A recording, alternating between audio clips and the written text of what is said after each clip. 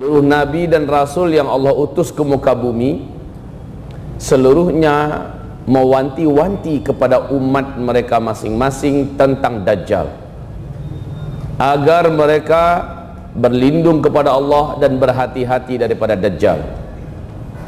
Kekuatan Dajjal ini, kaum muslimin, bukan kekuatan sembarangan. Kekuatan yang dimilikinya, kemampuan sihir yang dikuasainya, dibantu, didukung sepenuhnya oleh seluruh setan satu bumi, oleh seluruh jin-jin kafir satu bumi. Apakah jin udara, jin tanah, jin air, jin hutan, apakah jin melata atau jin terbang, seluruhnya memberikan dukungan sepenuhnya kepada Dajjal laknatullah alaih. Karena iblis laknatullah alaih menginstruksikan seluruh bangsa jin agar memberikan servis dan pelayanan maksimal kepada Dajjal laknatullah alaih. Dia adalah manusia biasa yang Allah panjangkan umurnya. Fisiknya telah kita uraikan seperti apa, pendek, tidaklah seperti kita, lebih pendek sedikit, tubuhnya gompal, rambutnya kribo, kedua bola matanya seperti mau lepas dari sarangnya, dan matanya sebelah kanan tertutup oleh daging keningnya yang meleleh, kulitnya berwarna putih pucat seperti mayat, dan ada bercak-bercak merah di beberapa titik daripada kulitnya. Kedua mata kakinya saling berjauhan. Kemampuan sihirnya bisa mendatangkan hujan kapanpun dia mau, dimanapun tempat dia suka. Rumput bisa tumbuh di tanah yang kering gersang, dan kuburan bisa dihidupkan seluruh orang yang pernah dikuburkan di sana dalam wujud seolah-olah orang yang dikuburkan itu belum pernah mati, bangkit seluruhnya. Kaum muslimin yang kami muliakan, dari tangan kanannya mengeluarkan api, dan dari tangan kirinya memancarkan air. Api itu membentuk sungai api, air membentuk sungai air. Nabi memerintahkan, jika sempat kamu ditangkap oleh Dajjal atau bala tentaranya, dipaksa kamu memilih di antara dua itu, pilihlah apinya Dajjal. Siapa yang memilih apinya Dajjal, dia akan selamat dari api nerakanya Allah subhanahu wa ta'ala. Masukkanlah kepala kamu ke dalam apinya Dajjal, kamu akan merasakan sejuk dan tidak akan terbakar sedikit pun. Lalu masukkan seluruh tubuh kamu, insya Allah jika orang ini mati, maka dia syahid, dan dia akan diletakkan di taman-taman surga Allah sebelum kiamat terjadi. Tapi siapa yang memilih air sungainya Dajjal, dia akan menjadi penghuni neraka Allah, kekal di dalamnya selama-lamanya. Kaum muslimin yang kami muliakan, Dajjal ini posisinya yang terakhir diceritakan oleh Tamim Ad-Dari di dalam hadis sahih Imam Muslim. Hadis ini riwayat Fatimah binti Qais, di mana terjadi dialog antara Rasulullah dengan Tamim Ad-Dari. Kami sudah ceritakan posisi Dajjal saat itu ada di tengah pulau laut Yaman. Saat itu, setelah pertemuan itu, Tamim Ad-Dari menyatakan keislamannya kepada Nabi Muhammad SAW, dan Nabi berkata, laki-laki yang engkau jumpai di rantai besi di tengah pulau laut Yaman, di kuil tua itu adalah Dajjal. Kemudian si Dajjal bertanya dan dijawab, bertanya dan dijawab. 3 pertanyaan Dajjal ini adalah kunci Dajjal keluar, kata Rasulullah. Ketiga pertanyaan ini telah kita uraikan tadi, dan tanda-tandanya sekarang sudah terjadi 100%. Tanda yang pertama, apabila mata air Zuhar sudah tidak mengalirkan air. Masuk tahun kedua, genap tahun kedua sekarang, mata air Zuhar di negeri Syam dekat dengan danau Tiberias sudah tidak lagi mengeluarkan airnya. Penduduk sudah tidak bisa bercocok tanam dengan air mata air Zuhar itu. Yang kedua, kebun kurma Baisan. Kebun kurma Baisan sebelumnya senantiasa memberikan buah yang lebat. Setiap ditanam lagi kurma-kurma yang baru akan menghasilkan buah-buah yang banyak. Tapi memasuki tahun ke-7 sekarang, buah ini bukan hanya rusak buahnya, sedikit buahnya, tapi 2 tahun terakhir sudah tidak berbuah 100%. Kondisi tanda Dajjal akan keluar yang ketiga, Danau Tiberias. Dan danau ini posisinya sekarang adalah di jantung Israel. Tanah Palestina yang paling subur, yang dicaplok oleh bangsa kera dan babi ini adalah yang ada danaunya ini. Sumber kehidupan utama bangsa Yahudi adalah dari Danau Tiberias. Dan danau ini semenjak bumi terbentang belum pernah berkurang airnya. Tapi Masya Allah, lihat, buka di YouTube, kami sudah sampaikan bahwa tahun 2012 pemerintah Israel telah mengumumkan kepanikannya secara nasional. Kenapa? Sumber air minum dan air untuk hidup bangsa Yahudi ini di Israel sejak 2003 sampai 2013 telah menyusut secara signifikan. Kedalaman air dari permukaan sampai dasar tidak begitu dalam, hanya 45 meter saja. Tetapi kaum muslimin yang kami muliakan, sejak 2003 sampai 2013 air danau ini terus menyusut sampai 16 meter. Masya Allah. Akhir 2015 air danau ini saking terus menyusutnya, permukaan yang paling menonjol dari danau, yaitu bagian tengah-tengah, sudah kelihatan seperti pulau kecil. Dan 6,5 bulan yang lalu, kondisi Danau Tiberias sudah diumumkan oleh pemerintah Israel sudah melewati garis merah, masuk ke garis hitam.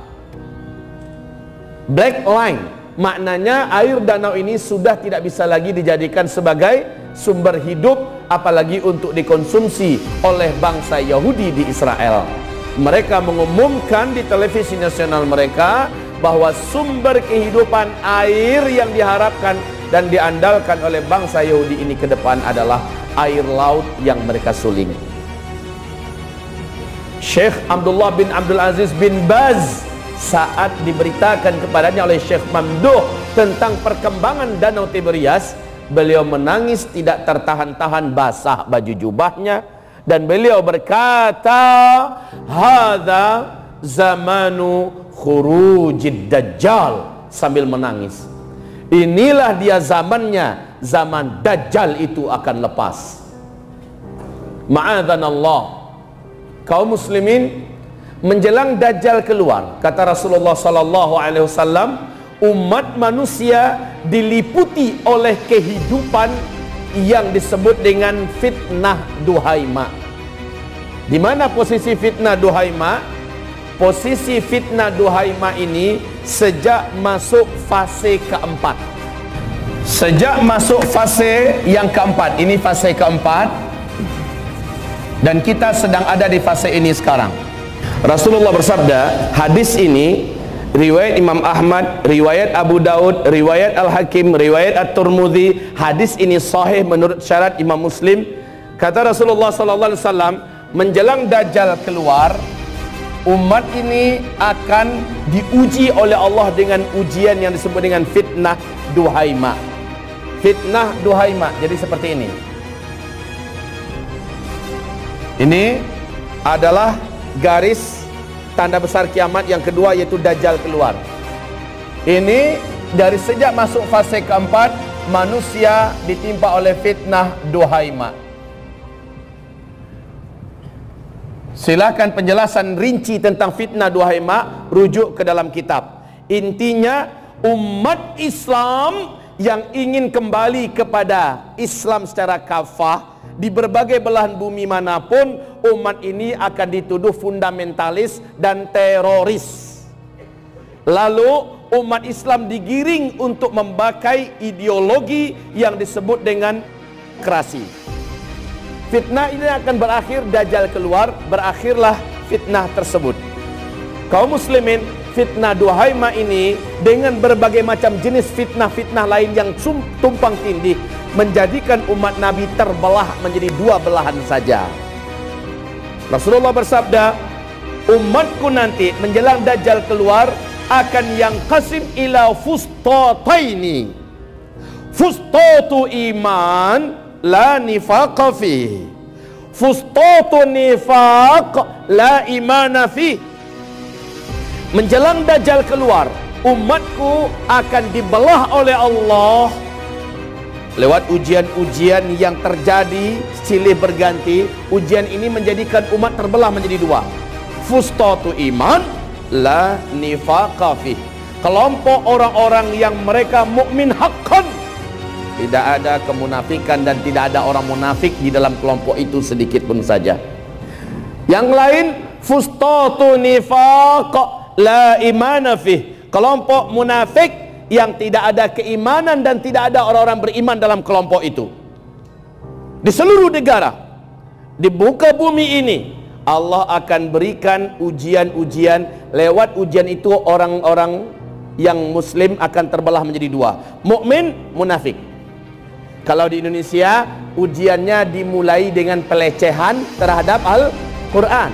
Lewat pelecehan terhadap Al-Quran ini, kemudian mulailah kelihatan umat Nabi terbelah menjadi dua belahan. Betul tidak?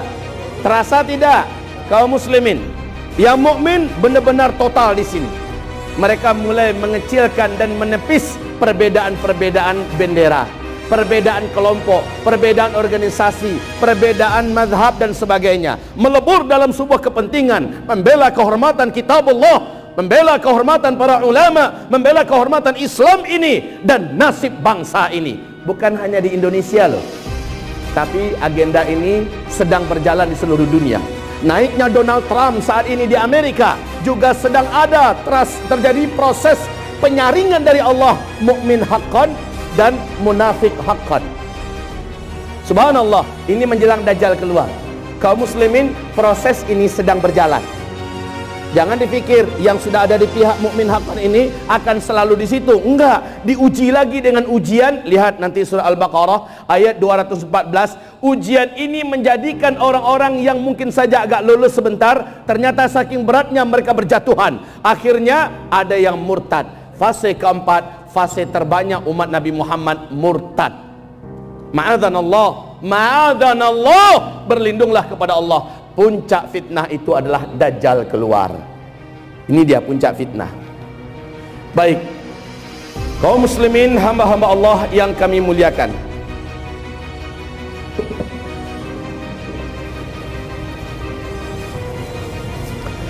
para pengikut Dajjal, maaf, Dajjal itu akan keluar di mana?